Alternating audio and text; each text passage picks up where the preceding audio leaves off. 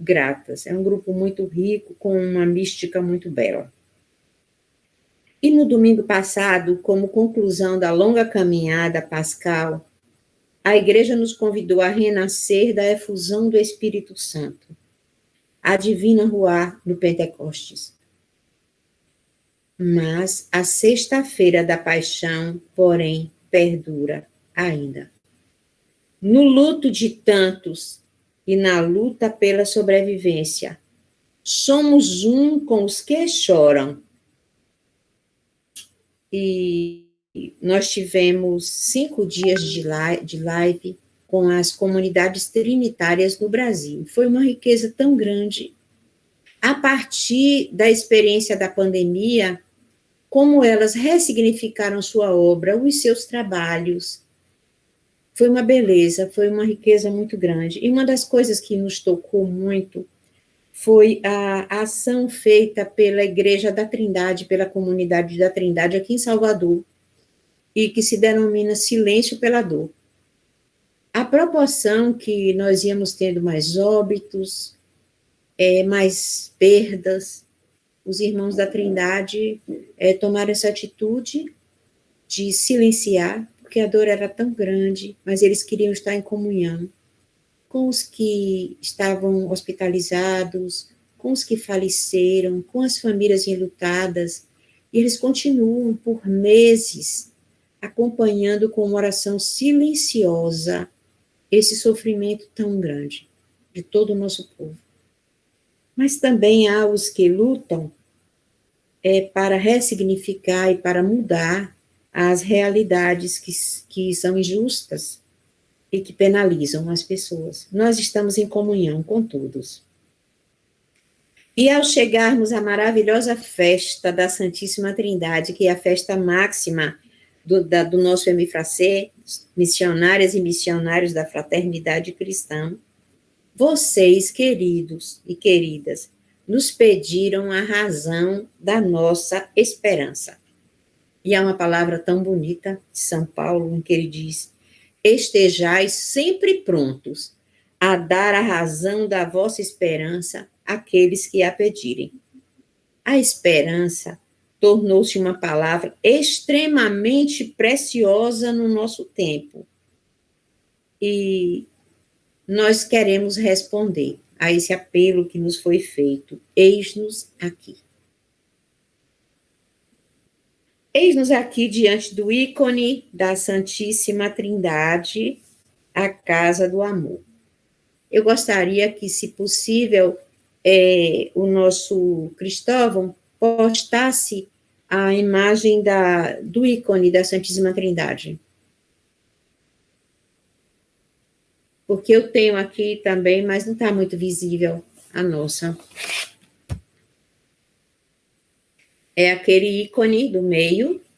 À direita nós temos o batismo de Jesus, onde aconteceu uma efusão trinitária também, uma epifania, né, trinitária.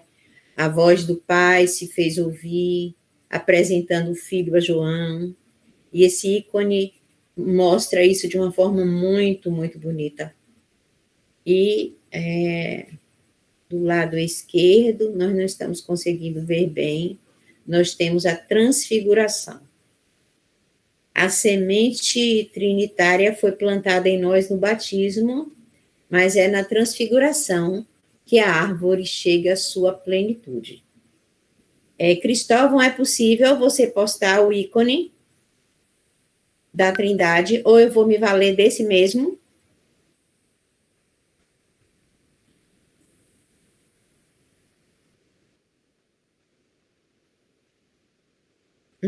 Ok. É porque daqui eu não estou vendo. Mas eu vou partir desse que está no meio, né? Eis-nos diante do ícone da Santíssima Trindade, a Casa do Amor. E aí eu queria dar para vocês um testemunho que me tocou muito e que foi contado pelo Henry Nouwen, e uma experiência vivida por ele na sua vida. Ele viveu alguns momentos na sua vida. Henry Nouwen, que é teólogo, escritor, uma pessoa muito mística, né? Muito especial. Então, ele levou alguns tempos muito difíceis na sua vida, em que ele comparou a vida à casa do medo. Ele cunhou essa expressão, casa do medo. E aí, depois, ele se recolheu numa casa de retiros, e ele levou muito tempo diante do ícone da Santíssima Trindade. E ele deu à Santíssima Trindade como um álbum de família, né? Ele disse que estava diante da casa do amor. Isso diz tudo. É como ele se sentiu acolhido, num grande silêncio. Como ele pôde entrar por aquela brecha e ser acolhido por aqueles três de forma incondicional, por um amor infinito. E ele diz, e a partir desse silêncio e dessa contemplação do ícone da Trindade, as minhas chagas, as minhas feridas começaram a ser curadas. Então, é muito oportuno que a gente, nesse momento, traga o ícone da Trindade. Eu quero falar para vocês sobre esse ícone. Por que um ícone diante de nós na festa da Santíssima Trindade? Porque a representação normal, entre aspas, da Trindade é um velho barbudo, que representa o Pai, o Filho crucificado e uma pomba, que representa o Espírito Santo. E nós preferimos 3 pessoas, como vocês estão vendo ali. É como no nosso catecismo da infância. São 3 deuses? Não. É um só Deus em 3 pessoas, vocês estão vendo ali. Porque desse mistério nós saímos. Tu nos criastes para vós, Senhor, e o nosso coração está inquieto enquanto não repousar em vós. Santo Agostinho. Ícone para a Igreja Oriental significa imagem, e imagem mistagógica. O termo já diz. Uma imagem que te conduz, que te carrega, que te envolve a entrar mistério adentro. O ícone tem a graça de nos conduzir mistério adentro. E os ícones foram pintados num tempo, o início da iconografia, em que as pessoas eram analfabetas e eram iletradas. Então, ele foi pintado de uma forma muito especial para que elas pudessem contemplar, através dos olhos, os mistérios da fé. E eu vi uma coisa muito bonita no cardeal Tolentino. Ele é agora a pessoa que dirige a Biblioteca do Vaticano, mistérios, né? Foi entregue pelo Papa para ele essa missão. E ele confessou que ele abriu as portas da Biblioteca do Vaticano ao povo das ruas. Ele disse, eles gostam de ver as ilustrações, as figuras, eles se encantam, eles se deslumbram com isso. E aí lembrou também a avó dele. Ele disse, minha avó era analfabeta, era iletrada, mas foi a pessoa mais fantástica da minha vida. Aquela que me guiou, que me orientou. Então, como ele valoriza, né? E eu vejo também nisso, no ícone, um sinal da evangelização, quando Jesus, na sinagoga, toma o livro no sábado e começa a dizer, o Espírito do Senhor está sobre mim, ele me enviou para evangelizar os pobres. Os primeiros protagonistas da evangelização, e aqueles que primeiro a eles são destinados, são os pobres. São os menores. E o nosso Santo Papa, João Paulo II, ele escreveu uma bela exortação apostólica, cujo título é Orientale Lumen, a luz do Oriente, onde ele convidou os cristãos católicos, os católicos ocidentais, a se aproximarem das riquezas da Igreja Oriental, e entre os maiores tesouros da Igreja Oriental estão os ícones. Essa intuição corresponde maravilhosamente a um sinal do nosso tempo, um tempo que priorizou de uma forma muito grande, né, a visibilidade. Nós vemos hoje mais do que ouvimos. Nas mídias sociais, filmes, vídeos, outdoors, estamos cercados de imagens e algumas de tanta violência, ódio, mau gosto, lubricidade, que ferem a nossa alma. Os ícones, eles nos convidam a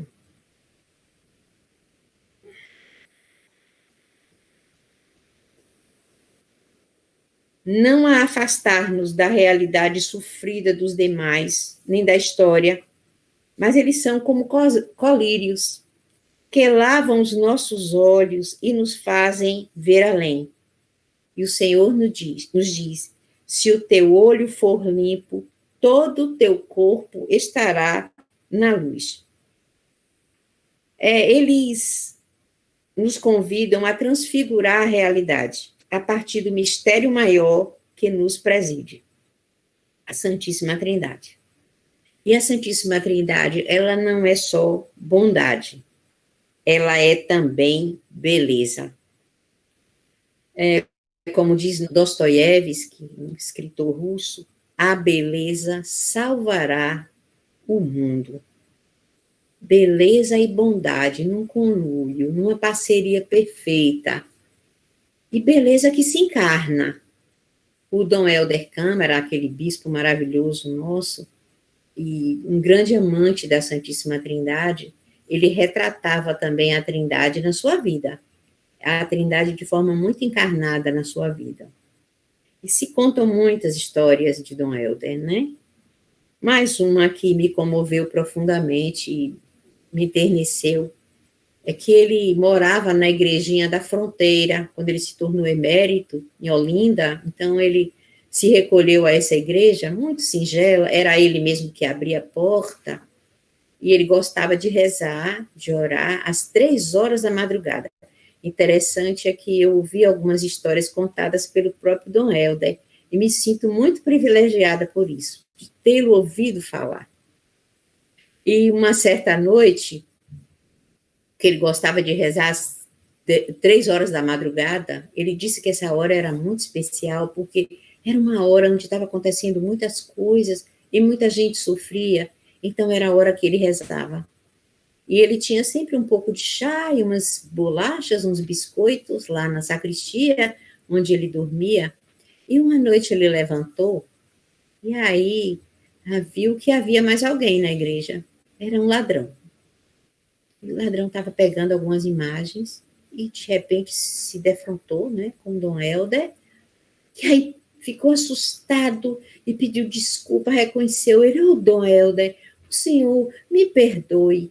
E Dom Helder, com muita simplicidade, muita generosidade: não, meu filho, agora vamos lá dentro para comermos uns biscoitos, tomarmos um chá, afinal você está trabalhando tão tarde a essa hora.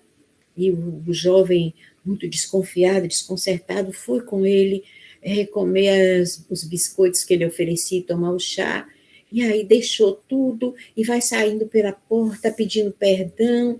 E Dom Helder diz para ele: meu filho, não saia pela frente, porque na frente tem o nosso irmão policial, que também está trabalhando a essas horas tardias. Por favor, saia pelo fundo. Gente, o nome disso é beleza. É a beleza que salva o mundo.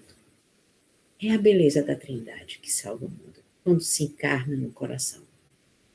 E ela deseja ardentemente se encarnar em todos os corações. Mas voltando, não é, ao nosso ícone, a Igreja Oriental é, pois, a portadora de uma grandíssima graça, porque os ícones, eles são correlatos às Sagradas Escrituras. Tudo que os autores sagrados receberam como inspiração para escrever a palavra de Deus que chegou até nós, os iconógrafos receberam idêntica graça para pintar os mistérios da nossa fé. Este ícone da Santíssima Trindade é considerado o ícone dos ícones. Ele foi pintado no século XV pelo monge André Roblev, e ele pintou esse quadro em honra de outro monge do século XIV, São Sérgio de Radhanesh. São Sérgio de Radhanesh, ele viveu num tempo de muita violência, guerra e muita crueldade. E ele queria consolar os cristãos, e ele lhes falava que a contemplação do mistério da Santíssima Trindade poderia vencer a crueldade do mundo. E eu pergunto a vocês, não há uma grande correlação entre esse tempo do São Sérgio de Radhanesh e esses dias que nós estamos vivendo agora, no meio dessa pandemia, que nos torna tão tristes e cabisbaixos? E que produz, como disse o Papa Francisco, não existe só a pandemia do vírus, existe a pandemia da fome. A contemplação do mistério da Santíssima Trindade pode vencer essa grande crueldade e injustiça da fome no mundo. Porque vai tocar os corações. E o nosso monge André Roblev, ele orou, chorou, rezou, implorou durante 7 anos que ele tivesse a inspiração para pintar o mistério da Santíssima Trindade. E depois desse tempo, no texto de Gênesis 15, 18, 1 a 15, ele recebeu essa inspiração. Vocês depois vão procurar na Bíblia esse texto, que é muito, muito importante que vocês façam isso. Esse texto ao lado do ícone. Trata-se da visita de 3 peregrinos ao Carvalho de Mambré, onde Abraão, nosso pai na fé, e sua esposa Sara tinham armado a sua tenda. A primeira visita trinitária foi, pois, a uma família. E quando vocês lerem esse texto, eu convido vocês a contemplarem nesse episódio os atributos divinos tão generosos desses 3 visitantes que tomaram a iniciativa do encontro de irem visitar Abraão e Sara. Vinham 3 peregrinos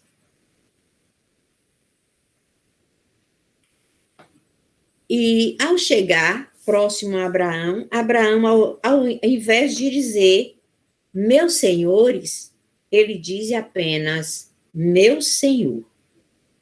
E os exegetas descobriram aqui uma prefiguração do mistério trinitário no Antigo Testamento.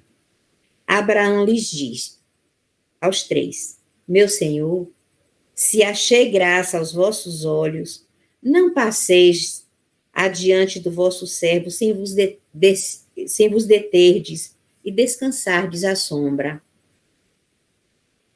Ele começou a servi-los e o mesmo fez Sara. Esse gesto de colocar-se a serviço e como um interlocutor de Deus nos deve representar e nos inspirar até o final dos tempos.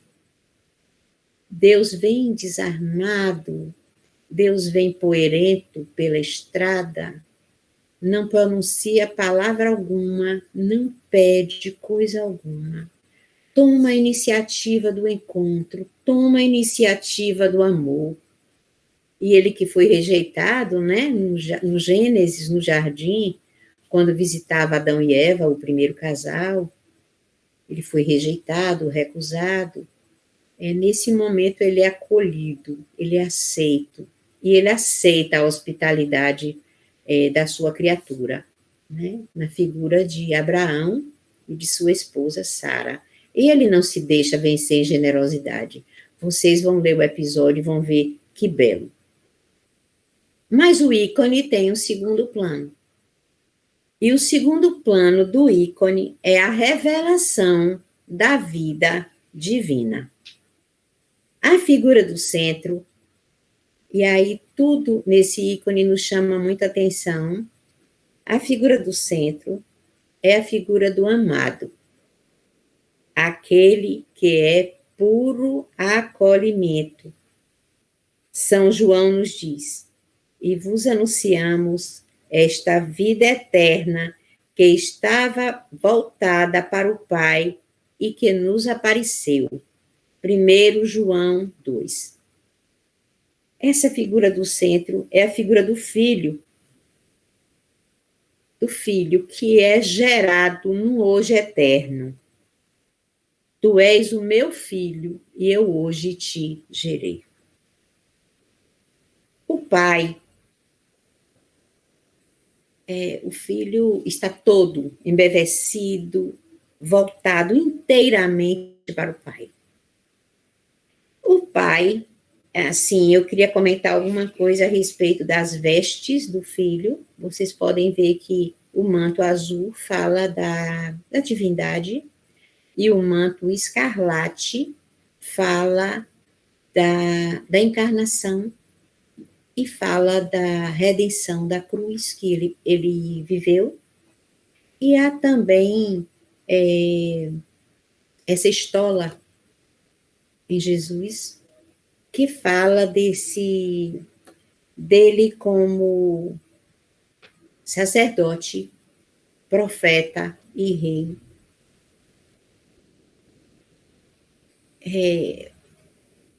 As mãos de Jesus, as mãos do Verbo de Deus estão sobre a mesa e 2 dedos tocam o altar, uma mesa, altar, e ele, com esse gesto, ele nos diz que ele tem as 2 naturezas, a humana e a divina, de forma perfeita.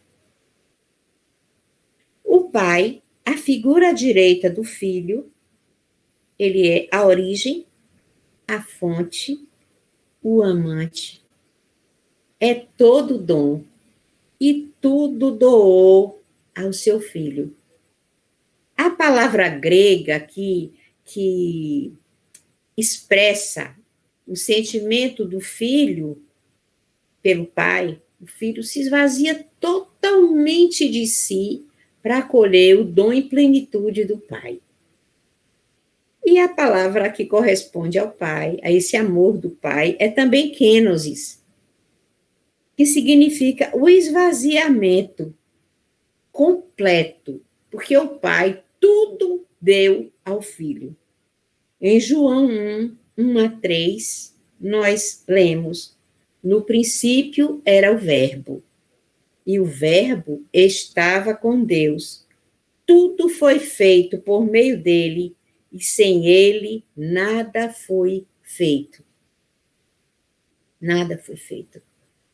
O Dom Valfredo Tepe, que era um grande amante da Santíssima Trindade, ele dizia que a criação e o universo, o cosmo, né, foi um presente que o Pai deu ao seu Filho.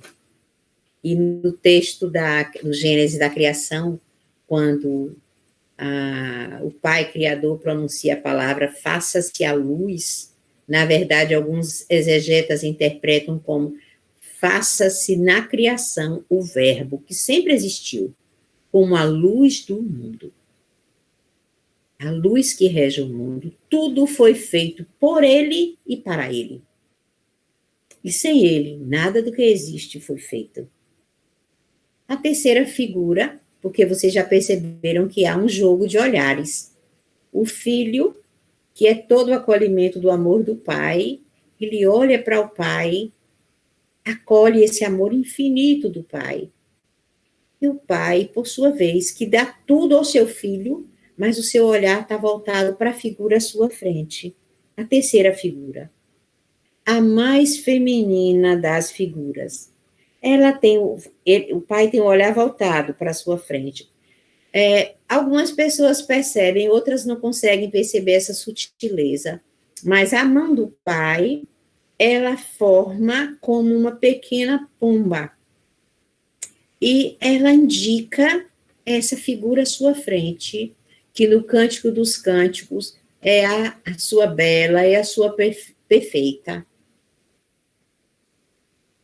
Então, o pai, ele olha para a figura à sua frente. Sim, eu não comentei nada sobre as vestes do pai, porque eu não estou vendo muito bem daqui. Mas o azul predomina, a vida divina predomina, e há um manto translúcido nele, no pai. Ele está todo inclinado. E quem é essa figura tão feminina, que tem um manto esverdeado, como as águas do mundo inteiro, como os nossos rios, nossas fontes? E essa figura, na Bíblia, ela tem o nome de Ruá, no aramaico, o idioma de Jesus, Ruá. E o semita, ele era muito concreto. Ele costumava dar nomes que correspondessem a uma personalidade própria. Quando ele chama o espírito de Ruá, ele quer falar de suavidade. Como aquela que o profeta Elias sentiu no Monte Horebe, depois que passou por ele a tempestade, e ele não encontrou Deus nela, passou o furacão, passou o fogo, e ele não encontrou Deus nos barulhos, e de repente serenou tudo e passou uma brisa suave, e ele percebeu que Deus se fazia presente. Ruá é essa presença suave na vida divina. E quando essa palavra que é feminina no aramaico, ela foi traduzida para o grego, ela passou a se chamar pneuma, que é uma palavra neutra. E quando ela passou para o latim, espíritos. E as trindade é uma palavra, espíritos é uma palavra masculina, e a trindade toda se masculinizou, entre aspas. E alguém pode dizer, mas que absurdo, vocês estão fazendo antropomorfismos, estão projetando na trindade não existe sexo. Sim, é verdade. Mas para nós mulheres é tão doce nos encontrarmos representadas e resgatarmos esse nome original de Ruá, nos sentirmos aí tão presentes, não é? Então, gente, as mãos de Ruá também estão levemente apoiadas sobre a mesa, e num retiro trinitário, eu vi um comentário de uma irmã que foi muito engraçado. Ela disse que a Ruá, o espírito, né, estava tamborilando na mesa e dizendo assim, vai sobrar para mim. Vai sobrar para mim. Quando o filho partir, sou eu que vou assumir. Né? Sou eu. E, como vocês podem perceber, há uma circularidade, há um dinamismo, há uma dança entre esses três. Ninguém para em si mesmo, todos estão lançados um no outro. E os teólogos, eles chamam a essa circularidade, essa dinâmica trinitária de circuncessio ou pericorese. E circuncessio significa simplesmente dança de ciranda, dança de roda. E aí eu gostaria de retomar o nosso querido Dom Helder, né, com suas intuições proféticas. Um dia Dom Helder estava na praça em Olinda, e ele estava vendo a ciranda nordestina dançar, né? Todos de mãos dadas, e todos iguais. Bem, tinha uma menina muito pintada, talvez com a saia um pouco curta, não sei se seria bem-vinda em outro ambiente, mas ela quis dançar ciranda, e os cirandeiros abriram uma roda e deixaram ela entrar, e de repente aquele garoto que estava ali empinando pipa, com um shortinho rasgado, sem camisa, ele ficou animado com a dança da ciranda, e ele resolveu entrar também na roda, meio desconfiado, porque ele não é admitido em quase nenhum ambiente, né? Sempre expulso dos espaços, mas na roda ele foi recebido. E uma idosa que foi chegando devagar e disse, eu não sei dançar, mas quem estava na ciranda disse, mas quem sabe ensina. E Dom Helder deu um sorriso e disse, Ó Pai, eu lhe peço que o mundo se revista com o espírito da ciranda. Esta ciranda que inclui, essa ciranda onde não existem, são diferentes, mas ao mesmo tempo todos estão incluídos, todos estão abraçados, todos podem dançar. Assim é a Trindade, que não exclui ninguém do seu banquete, da sua festa. E vamos caminhar mais um pouquinho. E na Trindade, gente, as relações são de igualdade em grandeza e dignidade. O Pai não é maior que o Filho, nem que o Espírito. O Filho não é maior que o Pai ou que o Espírito não é menor que o Pai ou o Filho. Eles têm a mesma grandeza e a mesma pequenez diante de tudo, a mesma humildade, a mesma beleza. As relações na Trindade são de igualdade, mas as relações da Trindade também são de diversidade. O Pai não poderia ceder a ninguém esse lugar de Pai, ele o será por toda a eternidade. Pai é o amante, é a fonte, como Jesus é o amado, como Ruá é o amor em pessoa. Eu falei pouco da Ruá, me perdi, me perdoem.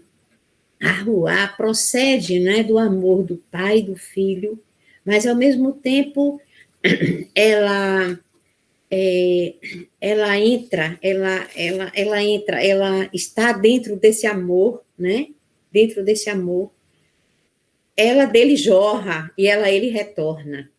Ela é o amor em pessoa, ou como dizia o Dom Tepe, um amor de pessoa. Uma pessoa toda amor. Pessoa toda amor. Que faz a comunhão. O Pai é dom, o Espírito acolhimento, o Filho é acolhimento, e a Ruá, ela é partilha e comunhão na vida trinitária. Mas na Trindade há também unidade. Comum unidade, mas não uniformidade.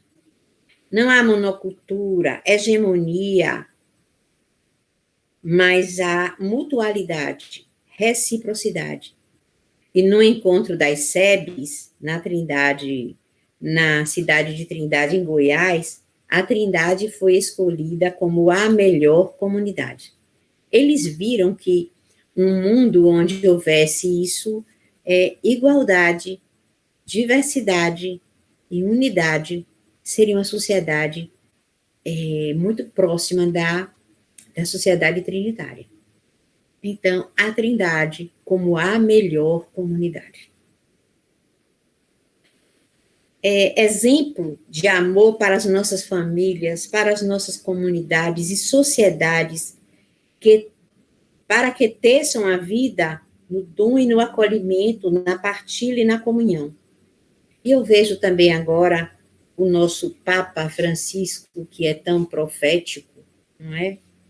Ele está retomando, ele está reformando a igreja, ou ele está restaurando, ou ele está mergulhando muito fundo nas raízes e nas origens, e ele agora nos propõe, não é, no sínodo, uma igreja, próximo sínodo que haverá, ele precisa de tempo, porque ele quer retomar a sinodalidade da igreja. A sinodalidade da igreja é uma igreja que retoma as fontes, as inspirações do Concílio Vaticano II, e que inspirações maravilhosas, mas não plenamente vividas, e que tornam a igreja o grande povo de Deus, né? Na sua diversidade de dons, diversidade de ministérios, mas uma igreja comunhão, uma igreja família, uma igreja fraternidade, onde todos falam, onde todos são ouvidos. É uma igreja trinitária, a igreja que Francisco está nos propondo com esta proposta do sínodo. E a terceira dimensão, meus amados, acho que eu já me prolonguei um pouco, é a Trindade e nós. Qual lugar ocupamos neste ícone que parece nos atrair, nos convidar a uma atitude contemplativa e silenciosa diante dele? Santo Irineu, ele ouvia, não é? Ele disse: ouço dentro de mim uma voz que murmura: vem para o Pai, vem para o Abá, vem. A Trindade não é um mistério abissal do qual não possamos nos aproximar, né? Eu, certa vez, li uma pequena história em que Santo Agostinho estava passeando numa praia e, de repente, pensando no mistério da Santíssima Trindade, ele viu uma criancinha fazendo um buraco na areia e colocando a água do oceano, do mar, dentro do buraco. E ele perguntou para a criança: o que fazes, meu menino? E a criança sorriu e disse: eu procuro colocar toda a água do oceano dentro deste buraquinho que eu fiz, dessa pequena piscina que eu fiz. E o santo sorriu da ingenuidade da criança. Mas como podes colocar o oceano dentro de um espaço tão pequeno? E a criança respondeu para ele: e como é mais fácil eu colocar o oceano dentro desse pequeno buraco do que você compreender o mistério da Santíssima Trindade. Gente, essa história me paralisou. Eu já tinha visto no Antigo Testamento uma montanha que fumega, se é tocada, e essa revelação trinitária, a declaração dessa criança, como que me paralisou. E, no entanto, há um desejo tão profundo dessa trindade de ternura de nos atrair, assim. E aí eu queria ver o plano da salvação, que é a terceira dimensão desse ícone, né? Como vocês podem ver, sobre a mesa há um cálice. Há um cálice. E aí está havendo uma reunião de família. O homem tinha pecado, a árvore está ali no fundo, representando a criação, vocês podem ver. E do outro lado há um edifício de 2 andares. O primeiro andar fala da cultura, daquilo que construímos. O segundo andar é um cenáculo, é um espaço de oração. Mas sobre a mesa há um cálice. E aí está havendo uma conversa entre os três. E eles dizem: como faremos? O homem pecou. Ele agora está cingido, dividido, esquizofrênico no seu pecado. Como vamos fazer para restaurá-lo? E o filho disse: eu vou, meu pai, eu vou. Eu acredito que houve um silêncio tão profundo nessa hora, porque havia uma sintonia tão absoluta, onde um fosse, os dois iriam também, e eles vieram no coração. O único que passou por essa brecha e veio até nós foi o filho. O filho. Mesmo sabendo que ele iria como ovelha para o meio de lobos, de maus pastores, de lobos. E aí esse cálice representa a decisão tomada em unanimidade, em mutualidade, em simultaneidade pelos três. Esse cálice, quando houve uma restauração da película, do ícone, porque as velas, por centenas de anos, milhares de pessoas acenderam velas, deixaram uma película de fuligem, que precisou ser removida depois. E aí, na restauração do ícone, os restauradores começaram a remover a película e descobriram que havia um cacho de uvas. Mas depois eles perceberam que ali não era a pintura original, e eles removeram mais profundamente. E encontraram, como o original de Rublev, um cordeirinho morto no fundo do cálice. Um cordeirinho morto no fundo do cálice. Aí nós chegamos à loucura do amor dos três. tanto amou Deus o mundo, que ele deu o seu filho. Eu sempre me comovo diante de Abraão com seu filho Isaque, né? Porque na hora do sacrifício, o pai diz, não, Abraão, não quero esse sacrifício. E oferece um cordeiro. Mas o pai não se poupou desse sacrifício. Ele deu seu filho. Ele deu seu filho para restaurar a nossa humanidade na sua santidade. Ele é o Verbo encarnado. Ele é a palavra do Pai. É a palavra. Ele é o mensageiro e, ao mesmo tempo, ele é a mensagem do Pai.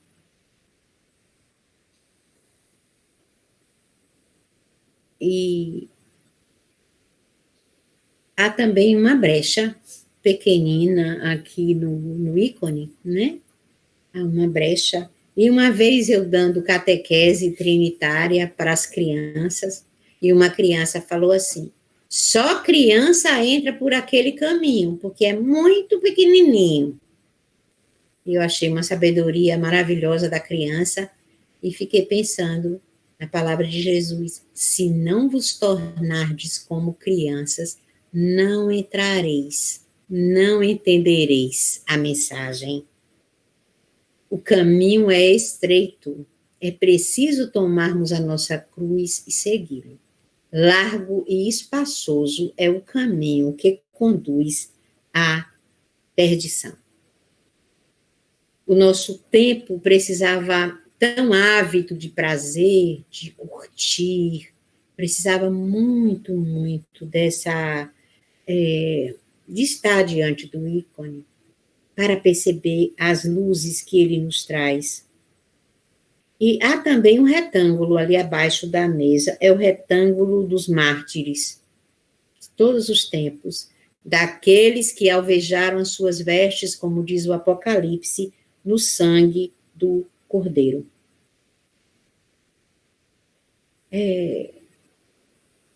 Nós somos os convidados.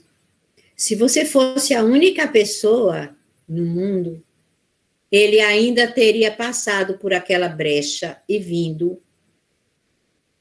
viver, sofrer, ter uma vida humana, alegrar-se, ter uma vida humana e passar pela paixão e pela morte. É a loucura do amor de Deus. Não sei se a gente se acostuma um pouco com algo tão radical, tão extremo, tão grande, né? Tão grande, que é dar a vida dessa forma. E o que nós significamos?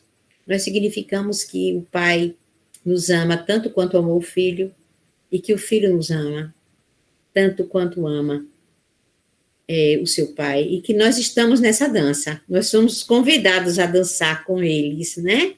Nessa ciranda divina, nessa ciranda trinitária.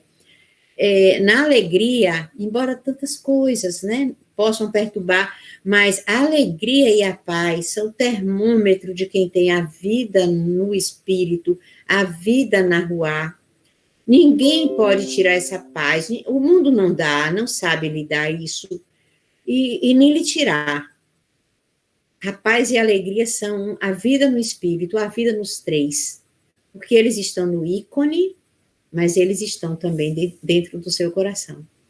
Ouçamos a palavra de Jesus que diz, eis que eu estou à porta e bato, e se alguém ouve e abre, entrarei e cearei com ele e ele comigo, e nós faremos nele a nossa morada.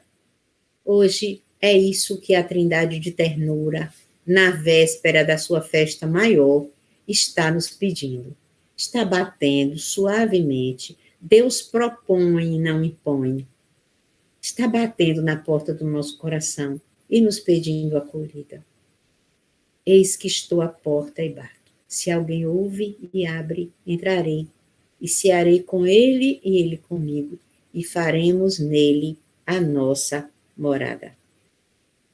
Os três repousam, é a inabitação, né?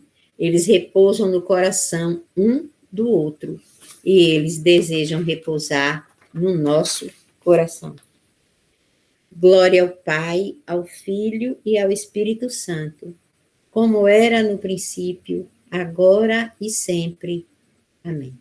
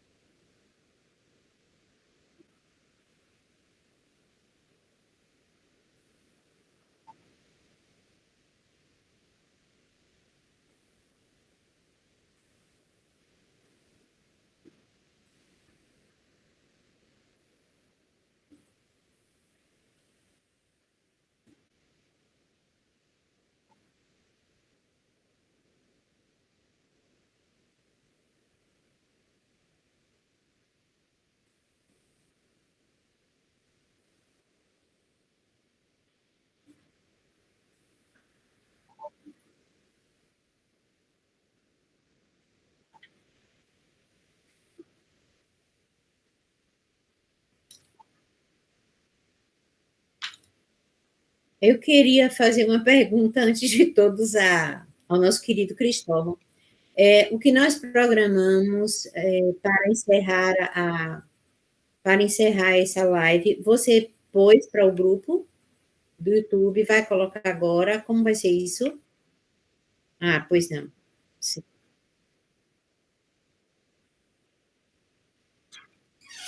Eu acho que deixaria aberto para alguma pergunta, se houver.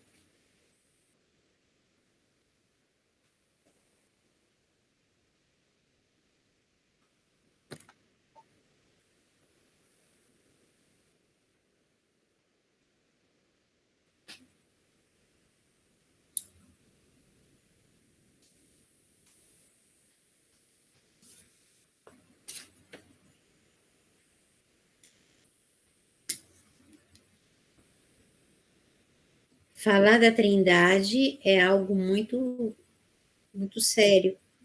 E sempre que eu falo da Trindade, eu sinto a insuficiência, né? De estar diante de uma alta montanha ou do oceano, mas não me recuso a dar a minha pequena contribuição.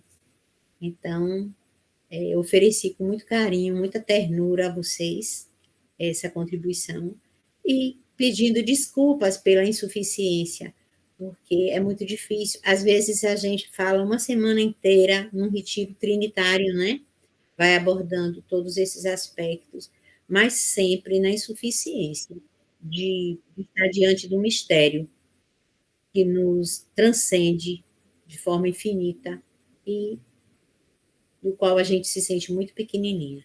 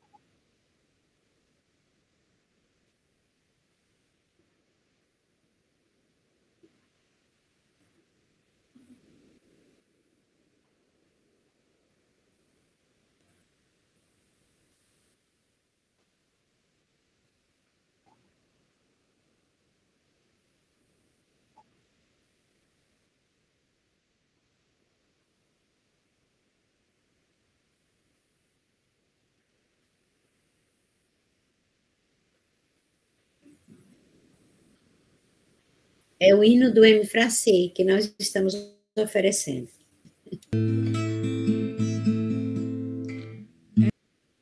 Ela é toda dom e acolhimento.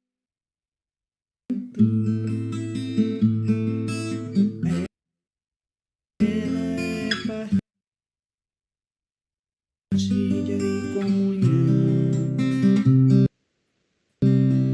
Ela é toda dom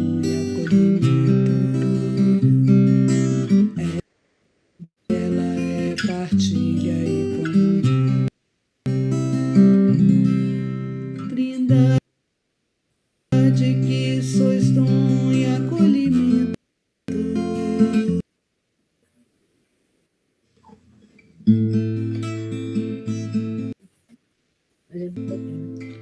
Ela é toda dom e acolhimento. Ela é partilha e comunhão. Ela é toda dom e acolhimento.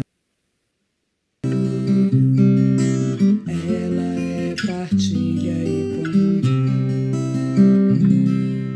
Trindade que sois dom e acolhimento.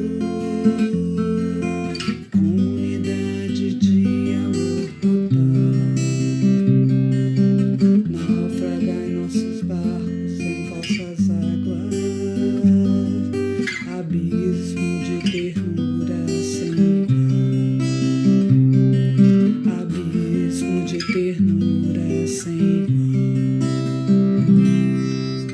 Ela é toda dom e acolhimento.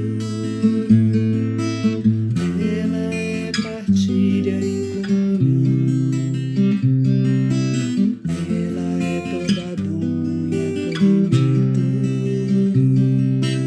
Ela é partilha e comunhão. Vinde segurai as nossas mãos. Vinde brincar conosco de ciranda. Ensinai-nos de novo a sermos crianças. E a convosco entrar em terra dança. E a convosco entrar em terra dança. Ela é toda dom e acolhimento. Ela é partilha e comunhão. Ela é toda dom e acolhimento. Ela é partilha e comunhão. Trindade amiga, trindade irmã. Ensinai-nos o amor que a torna a vida bela. A fazer dessa vida uma festa. Vosso reino de amor já nesta terra. Vosso reino de amor já nesta terra. Ela é toda dom e acolhimento. Ela é partilha e comunhão. Ela é toda dom e acolhimento. Ela é partilha e comunhão. Ela é partilha e comunhão.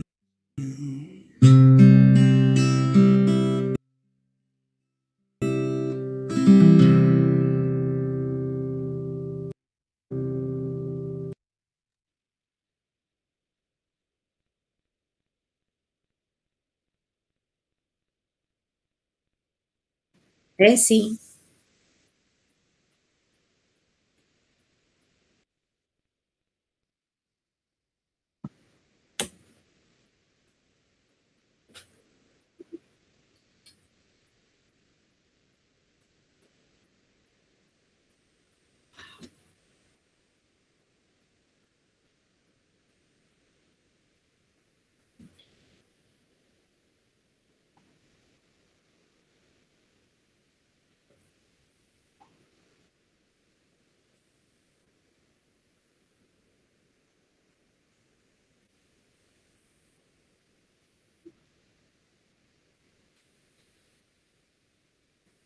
Ela é partilha e comunhão da intimidade. E eu sou aprendiz, então eu estou tentando, né?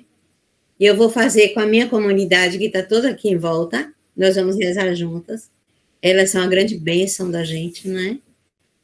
Pessoas que deixaram tudo para servir Jesus, para seguir Jesus com amor apaixonado. E vamos rezar juntas. Algo que a gente reza todos os dias, todos os dias. Trindade santa, de beleza infinita. Trindade próxima, minha doce companhia. Fizestes do meu coração uma capela e a penetrastes com o sol do meio-dia. Trindade amantíssima e compassiva, acolho-vos com grande júbilo e alegria. Quero ser louvor de vossa glória, proclamando as vossas maravilhas. Pelo faça-se da Imaculada, Nossa Senhora da Santíssima Trindade, eu me coloco como vossa servidora, faça-se em mim segundo a vossa palavra. Por cada ser humano eu me consagro, confirmo a graça do meu batismo, aquele que selou o meu destino, a vida, paixão e morte de vosso amado Filho. Olhai-nos como um só, na misericórdia do vosso amor. Dai-me tudo o que lhe pertenceu, configurai-me totalmente ao meu Senhor. No seguimento dos seus passos, consagro-me por toda a família humana, acolhendo o que ela tem de mais sofrido e despojado. Na mão do pobre serei sinal de vossa aliança. No corpo desta família que gerastes, acolho vossa graça e providência. Quero deste corpo ser membro e parte, na comunhão que o torna como um sacramento. Missionária da fraternidade cristã, menina de recado ao vosso dispor, enviai-me, ó adorada Trindade, como semente que a brisa leva ao seu sabor. Amém. Amém.